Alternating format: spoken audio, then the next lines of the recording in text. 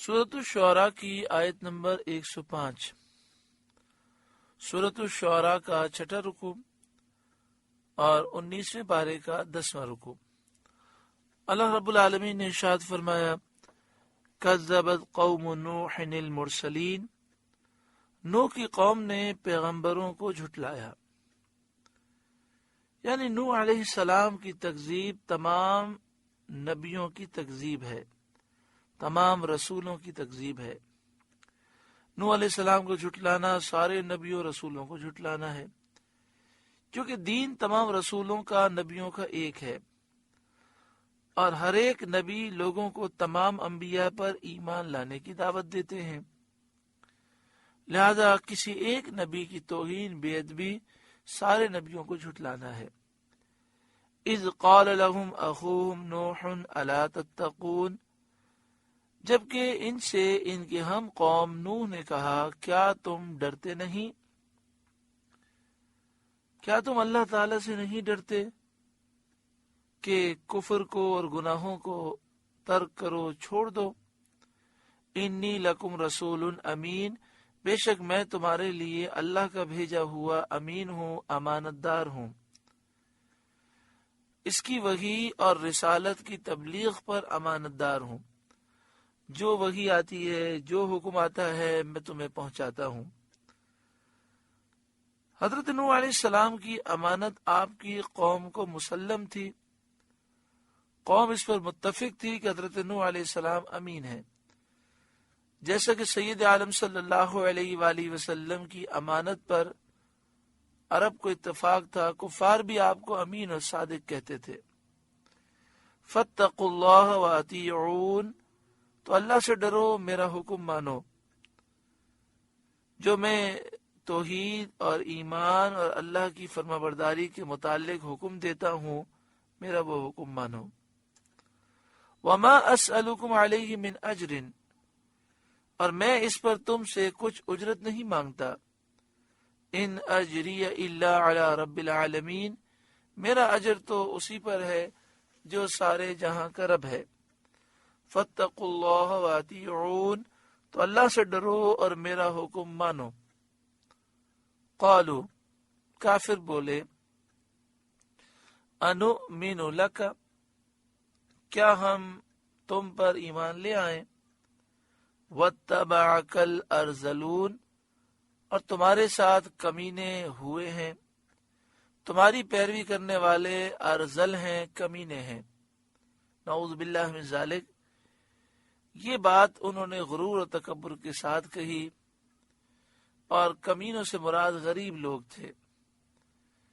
غربا، غریبوں کے پاس بیٹھنا انہیں گوارا نہ تھا، اس میں وہ اپنی کسر شان سمجھتے تھے، اپنی توہین سمجھتے تھے، اس لیے ایمان جیسی نعمت سے محروم رہے۔ انہوں نے سوچا ایمان لائیں گے تو یہاں غریب امیر کا کوئی فرق نہیں ہے، تو ہمیں غریبوں کے ساتھ بیٹھنا پڑے گا۔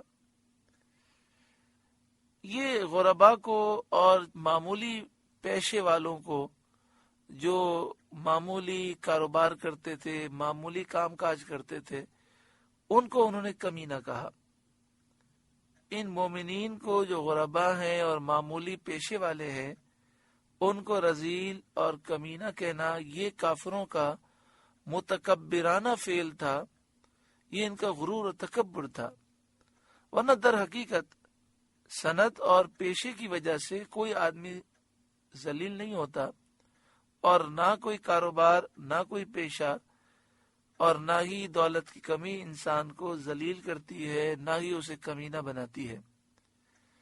اصل شخص وہ کمینہ ہے، وہ ذلیل ہے جو اللہ اور اس کے رسول کا مخالف ہے، جو رسول اللہ کا گستاخ ہے، جو دین کا دشمن ہے۔ غنا اصل میں دینی غنا ہے، مالداری اصل یہ جس کے پاس دین ہے، علم کی دولت ہے، اور نسب اصل تقوی کا نسب ہے۔ یہ بات یاد رکھیں کہ مومن کو رذیل کہنا، کمینہ کہنا یہ جائز نہیں ہے، چاہے مومن کتنا ہی محتاج ہو، نادار ہو، غریب ہو، یا چاہے اس کا نسب کچھ بھی ہو، وہ کسی نسب کا بھی ہو، مومن کو رذیل، کمینہ یا اس طرح کے الفاظ کہنا یہ ناجائز ہیں۔ قال، فرمایا حضرت نوح علیہ السلام نے، وما علمی بما کانوا یعملون، مجھے کیا خبر ان کے کام کیا ہیں، وہ کیا پیشے کرتے ہیں۔ مجھے کیا خبر سے مطلب مجھے اس سے کیا تعلق، مجھے اس سے کیا مطلب، میں انہیں اللہ تعالی کی طرف دعوت دیتا ہوں۔ ان حسابهم الا علی ربی، ان کا حساب تو میرے رب ہی پر ہے، وہی انہیں جزا دے گا۔ لو تشعرون، اگر تمہیں شعور ہو، حس ہو، اگر تمہیں سمجھ ہو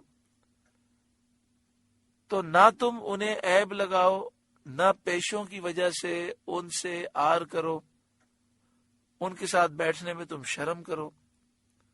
پھر قوم نے کہا کہ آپ کمینوں کو یعنی غریب مسلمانوں کو اپنی مجلس سے نکال دیجئے تاکہ ہم آپ کے پاس آئیں اور آپ کی بات مانیں۔ اس کے جواب میں آپ نے فرمایا، وما انا بطارد المؤمنین، اور میں مسلمانوں کو دور کرنے والا نہیں، یہ میری شان نہیں کہ میں تمہاری ایسی خواہشوں کو پورا کروں اور تمہارے ایمان کے لالچ میں مسلمانوں کو اپنے پاس سے نکال دوں۔ اب دیکھیں یہاں پر واضح معلوم ہوا کسی کو ایمان کی طرف لانے کے لیے ناجائز کام نہیں کیا جا سکتا۔ تو آپ نے فرمایا میں ان مسلمانوں کا دل نہیں دکھاؤں گا، تم ایمان لائے تمہارا بھلا ہے، نہیں لاؤ گے اپنا نقصان کرو گے۔ ان انا الا نذیر مبین، میں تو نہیں مگر صاف ڈر سنانے والا، برہان صحیح کے ساتھ، جس سے حق اور باطل میں امتیاز ہو جائے۔ تو جو ایمان لائے وہی میرا مقرب ہے، اور جو ایمان نہ لائے وہی دور ہے۔ قالو، وہ بولے، لئن لم تنتہی یا نوح، اے نوح اگر تم باز نہ آئے ایمان کی دعوت دینے سے اور ہمیں ڈرانے سے باز نہ آئے، لَتَكُونَنَّ مِنَ الْمَرْجُومِينَ، تو ضرور سنگسار کیے جاؤ گے، ہم تمہیں پتھر مار مار کے ہلاک کر دیں گے، شہید کر دیں گے۔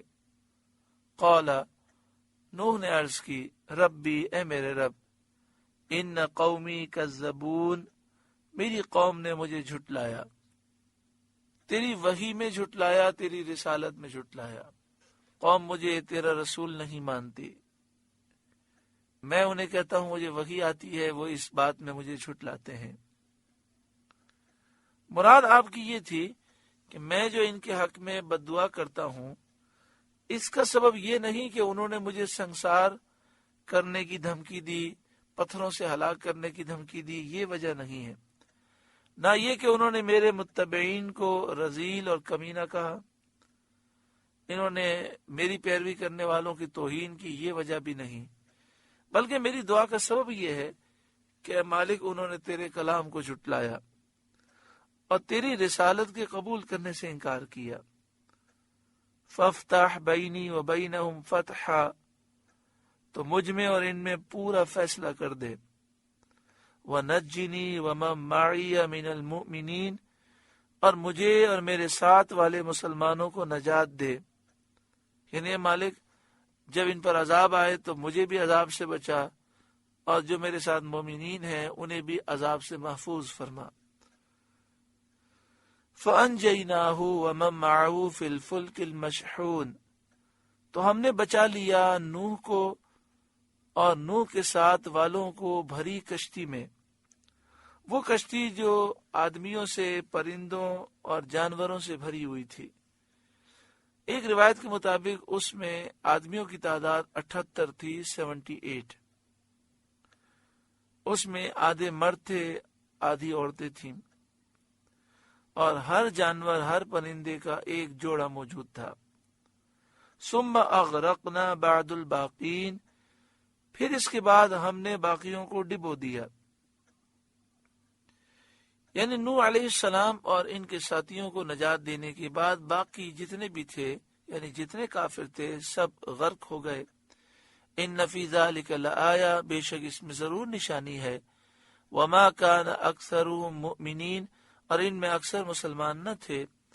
وان ربک لہو العزیز الرحیم، اور بے شک تمہارا رب ہی عزت والا مہربان ہے. سورۃ الشعراء کا 6واں رکوع مکمل ہوا. اللہ تعالیٰ اس رکوع کے نور سے ہمارے قلوب کو روشن و منور فرمائے.